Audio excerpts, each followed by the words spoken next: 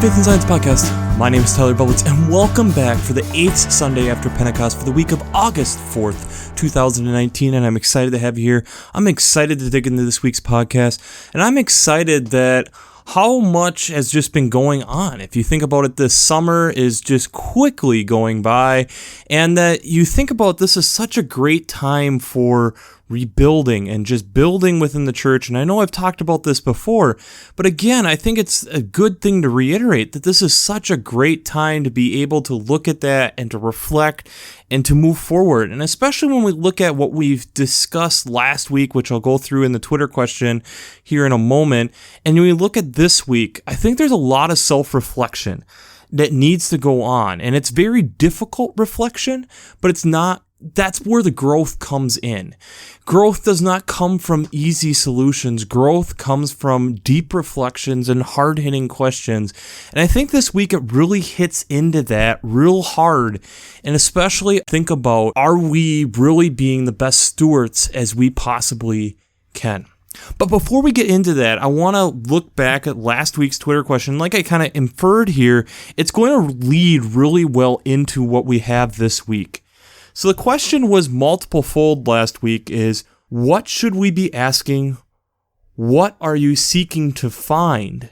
Where do you need to knock to have the answers opened up to you? These are not easy questions. And to be honest with you, the text this week, I think, offers more questions than answers to this. And I think it's one of those questions when I ask something along that nature, it's a lifelong journey to figure it out. I know for me, there's a lot of times where I am looking and searching and trying to find always what God is calling us to do with our lives. And when you think that you have found where God is calling you, it often means that then there's more work there to be figured out and to understand. And it's difficult. It's not easy. And I think it's one of the things that makes faith so empowering, but so difficult at the same time, because there is no easy answers. And I think let's get into this week's text and we'll reflect back a little bit on what we've talked about from these questions as we move forward. So the gospel text this week is out of Luke chapter 12, verses 13 through 21. And this is then someone in the crowd talking to Jesus. And he says, "Teacher, tell my brother to divide the family inheritance with me." But he has said to him, Jesus, "Friend, who sent me to be a judge or an arbitrator over you? Take care, be on guard of all kinds of greed that are around him." And then he tells this parable about this rich man who is looking and seeing that there is no more room for him to store his crops. So he decides that he's going to tear down these barns, and that will then provide bigger barns, that he will have many days to relax, eat, drink, and be merry. And God comes to him and says, "You're a fool." That this night that he was taking him from this planet, and what is there? There is nothing for him to be taken. There is nothing there anymore. These things that he has stored up are gone. The first reading is from Ecclesiastes chapter 1, verse 2, verses 12 through 14, and chapter 2, verse 18 through 23. This continues along the same lines of what we kind of picked up here in the gospel reading of discussing vanity, discussing making sure that our vanity isn't getting in the way of us being with God, because our own vanity can separate us and make us a fool instead of being wise. Our own vanity causes us to continue to work toward ourselves and not be able to take the time that we need, the rest that we need, the giving thanks that we need. All these things that just tear us apart if we don't give it time.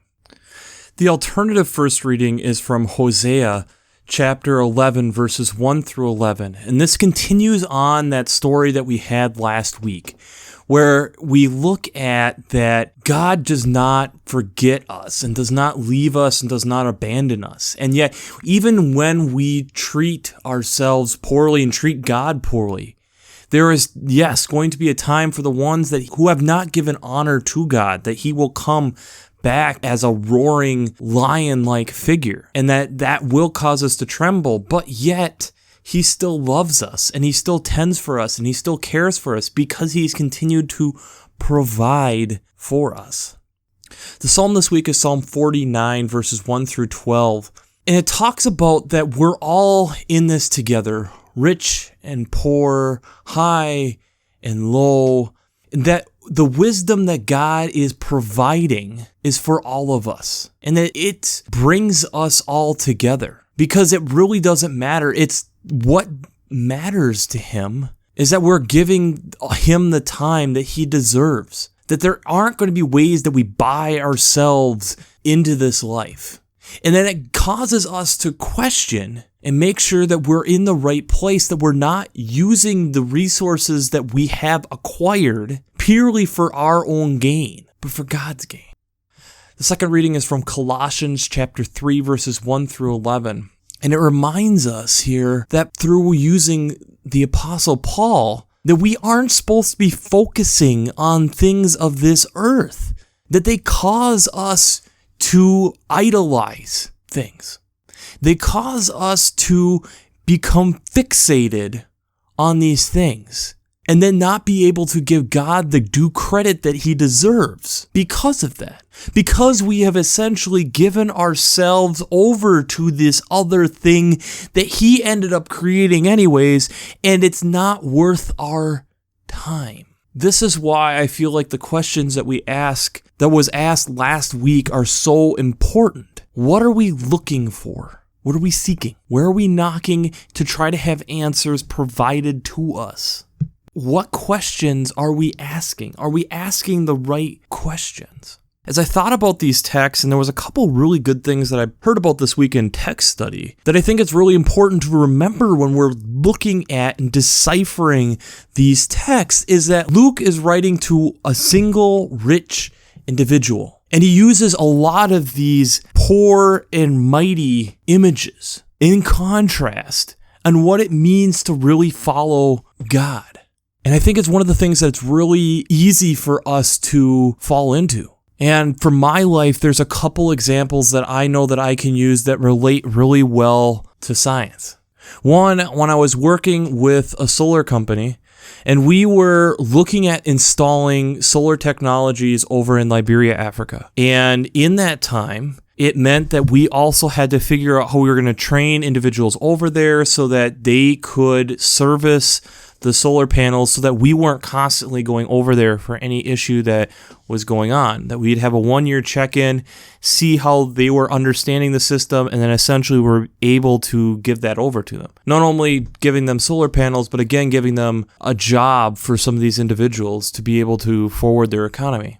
But in that time, I was doing and editing video to help drum up support for these projects. And I remember looking into the little children's faces from the photographs that my boss had brought back for us to utilize in these videos, and how much happier they appeared to be than me. How much I had been deceived by the aspect of that I had been told that they are poor. They were financially poor, but spiritually they were way more filled than I was. When I looked at their churches and heard the chorus singing praise to God, I realized that I had been somewhat deceived in what was truly important. And I should have known better, because to have a faith and science tie-in on this subject that's so difficult for us to imagine and understand. Because most of us who are listening to this are in some type of developed country. And to be in a developed country, you are in a natural situation of privilege. And you can't really argue to me that you earn that privilege. Very few people do. Most of us were born into some type of situation where we were naturally ahead of much of the world's population. You didn't earn that.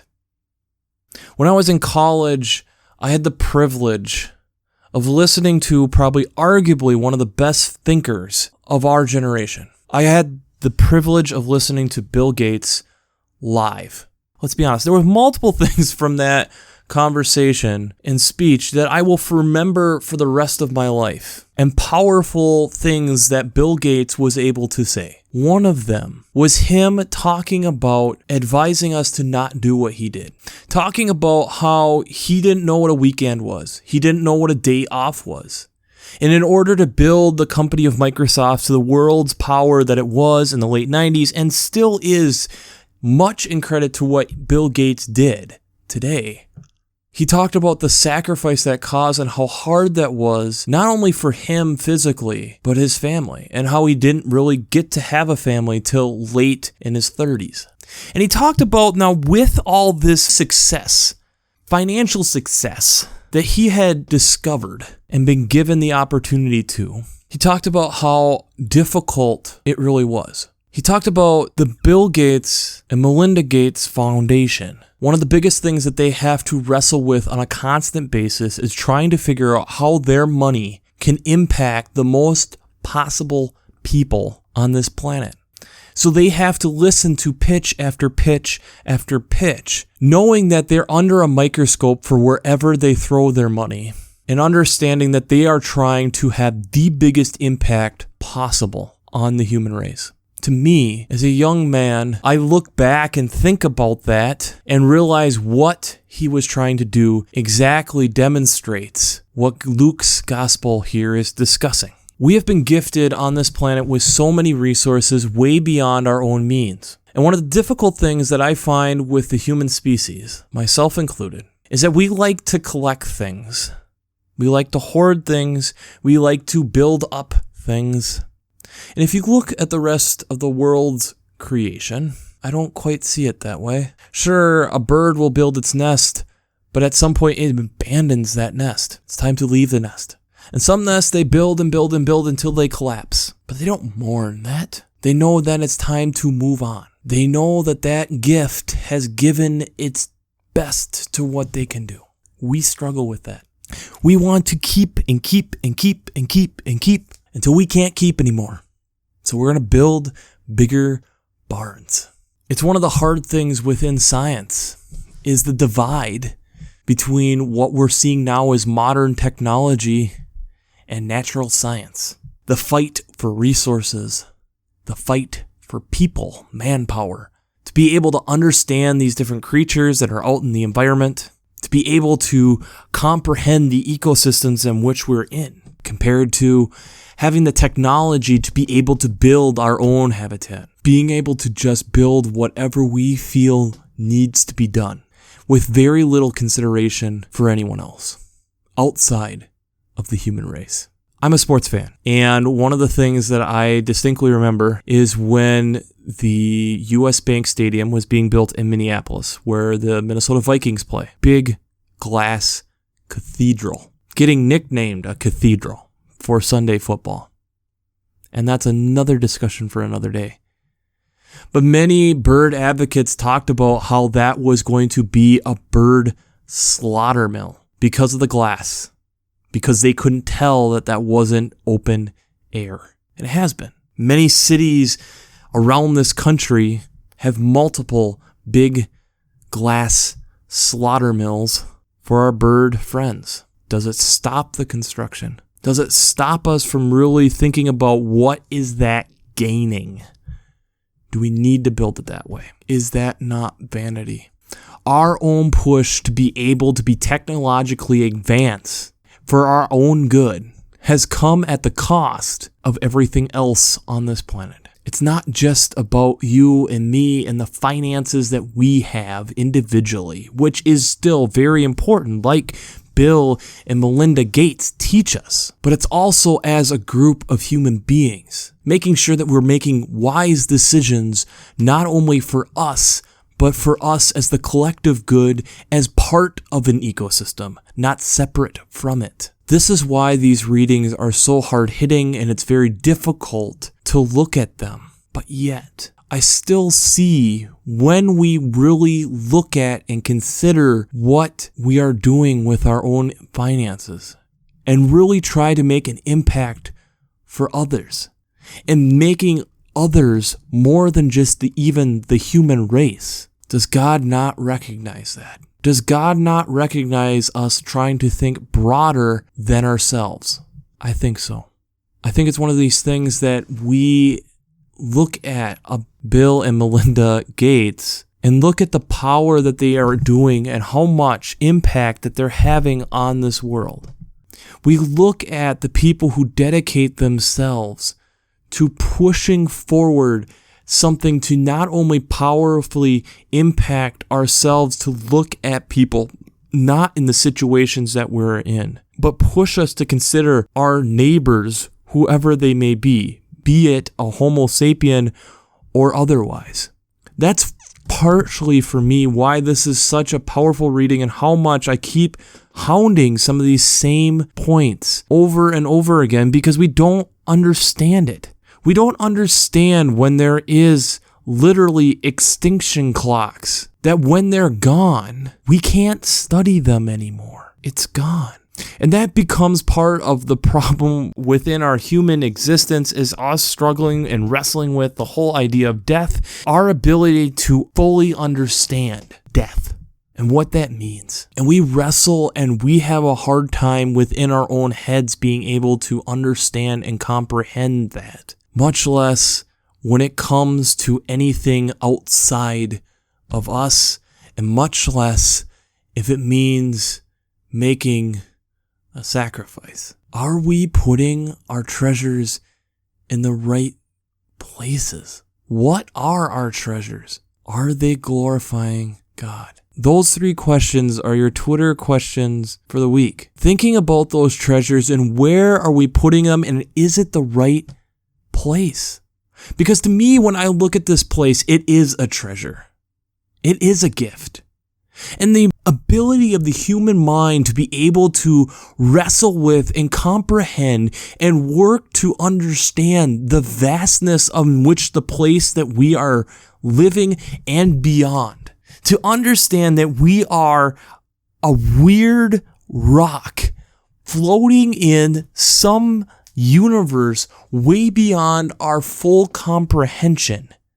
That we are literally talking about multiple millions of years of light to be able to get to where we're at. And we have a hard time understanding the speed of light to begin with. What an amazing gift that is.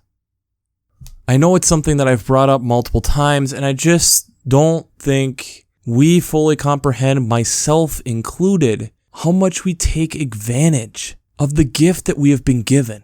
And when I start to look around at the rest of creation, they don't treasure these things that we create nearly as much. A beaver creates a dam and creates a place to live. But if it's washed away, it does not mourn. It realizes that it just needs to be rebuilt. And it just realizes that that's not something to put a huge fuss in. We love collecting, but when is the collecting enough? When are we going to actually take the resources in which we have and be able to make praise to God? He literally has made all these tools for us to create, to dance, to play, to understand. And I think in this reading, the real point of where I am trying to get back to is that we have to consider where's the thanks in what we're doing. So the final question along with those other 3 is, are you giving enough thanks? And if not, how are you going to change that? We've been all given these different gifts, be it financial or be it in other ways. And we don't know how long that clock that we are playing with lasts. So we better use it well. So we'll wrap this up as we always do. I pray God blesses you through your faith and amazes you through science.